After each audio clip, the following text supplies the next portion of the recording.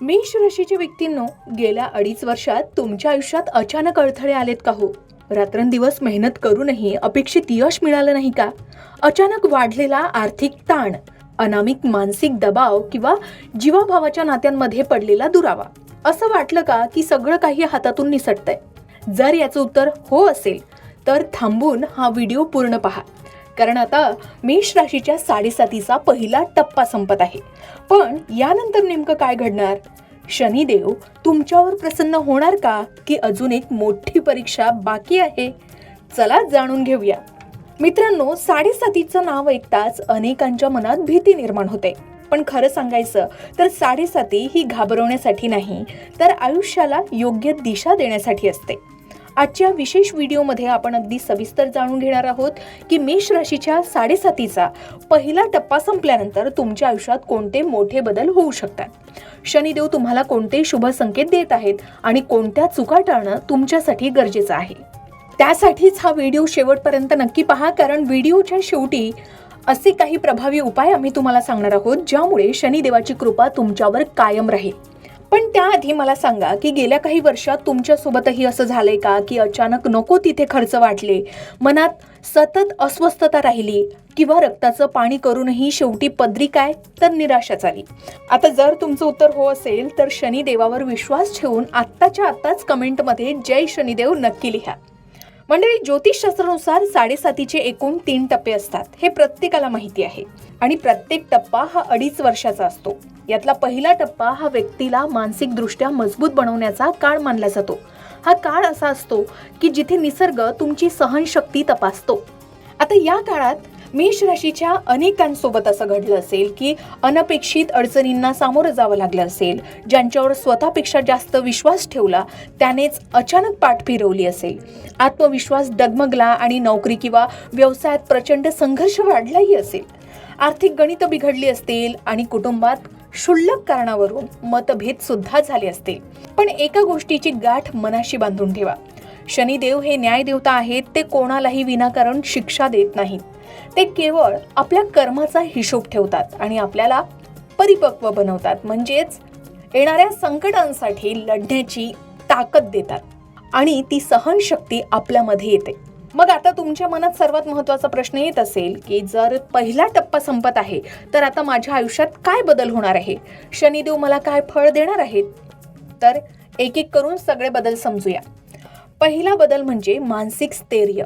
गेल्या 2.5 वर्षापासून तुमच्या डोक्यावर जो एक अदृश्य ताण होता तो आता हळूहळू हलका होऊ लागेल. पूर्वी ज्या लहान सहान गोष्टीची तुम्हाला भीती वाटायची, आता ती भीती निघून जाईल. तुमचे मन शांत होईल आणि योग्य निर्णय घेण्याचा तुमचा आत्मविश्वास पुन्हा परत येईल. मनातील नकारात्मकतेची जागा आता सकारात्मक विचारांनी घेतलेली असेल. दुसरा मोठा बदल तो म्हणजे अडकलेल्या कामांना गती मिळेल.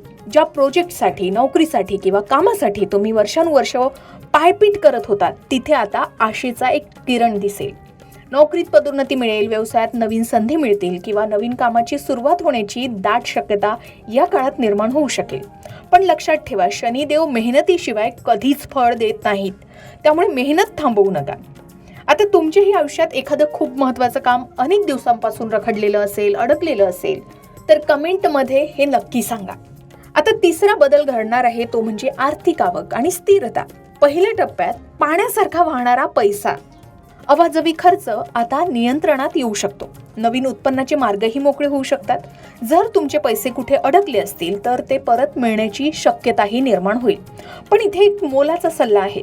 आर्थिक परिस्थिती सुधारली असली तरी कोणताही मोठा निर्णय किंवा गुंतवणूक घाई गडबडीत करू नये असं सांगितलं जात आहे.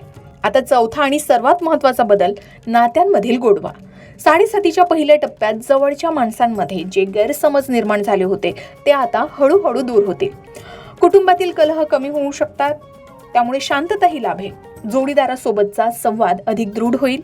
फक्त एक गोष्ट लक्षात ठेवा, आपल्या रागावर नियंत्रण ठेवा, कारण शब्द एकदा मुखातून बाहेर पडला की परत घेता येत नाही आणि यामुळेच घरात वादविवाद वाढू शकतात. पण मंडळी, आता याचा अर्थ असा अजिबात नाही की सगळ्या समस्या एका रात्रीत गायब होतील. पहिला टप्पा संपत असला तरी शनीची परीक्षा अजून पूर्णपणे संपलेली नाही. म्हणून पुढील काळात तुम्हाला काही गोष्टींची विशेष काळजी घ्यावी लागेल, जसे की कोणावरही डोळे झाकून विश्वास ठेवू नका. व्यवहारात स्पष्टता ठेवा. उधार उष्णवार करतानाही विचार करा. यश मिळायला लागलं की अहंकार डोक्यात जाऊ देऊ नका. कधीही चुकीच्या मार्गाने पैसा कमवण्याचा प्रयत्न करू नका. घरातील ज्येष्ठांचा आणि कामाच्या ठिकाणी वरिष्ठांचा आदर करा, कारण प्रामाणिकपणा आणि मेहनत हे दोनच गुण शनिदेवांना जास्त प्रिय आहेत. आता जर तुम्हाला वाटत असेल की 7.5चा जो काळ आहे तो सुखाचा हो आणि सुखसमृद्धीचा जाओ, तर दर शनिवारी तुम्ही काही सोपे आणि पारंपरिक उपाय करू शकता, जी श्रद्धेनं केल्यास नक्कीच 7.5चा प्रभाव कमी होण्यास मदत मिळेल. जसे की दर शनिवारी शांत चित्तानं ओम शम शनिच्छराय नमः या मंत्राचा किमान 108 वेळा जप करा. गरजू व्यक्तींना आपल्या क्षमतेनुसार अन्न किंवा कपड्यांची मदत करा.